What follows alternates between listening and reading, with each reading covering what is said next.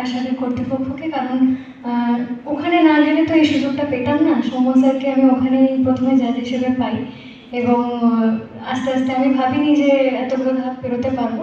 তো তারপরে ওই যেমন দিদি বললো যে হ্যাঁ, এখান থেকে যে একটা অরিজিনাল গান গাইতে পারবো সেরকম মোটামুটি শুনেছিলাম, কিন্তু এটা আদৌ সত্যি কি এরকম জানতাম না। তো তারপরে সত্যি একদিন স্যার যখন বললেন তখন খুবই ভালো লাগলো। তারপর খুব কম টাইমের মধ্যেই আমাদেরকে গান শিখিয়ে দিয়েছিলেন, সিলেক্ট করে দিয়েছিলেন। তারপরে যেদিনকে আমার রেকর্ডিংটা ছিল, বলতে গেলে এটা আমার প্রথম গান, আমি কখনো এইভাবে রেকর্ডিং করিনি। তো স্যার আমাকে ভীষণ সাপোর্ট করেছেন এবং আমি বারবার ভুল করছিলাম, আমার নিজেরই বিরক্ত লাগছিল, মানে তারপরে ভয় লাগছিল, কিন্তু স্যার আমাকে বারবার বলছেন আরেকবার করো, আরেকবার করো। এই জিনিসটা আমার খুব ভালো লেগেছে। মানে আমি অধৈর্য চলে যাচ্ছিলাম যে পারছি না, এটা হচ্ছে না, মানে টেনশনের জন্য কিছুটা হচ্ছিল। তো কিছুক্ষণ পরে গাইতে গাইতে সেটা ঠিক হয়ে যায়, সেটা স্যারের জন্যই হয়েছে।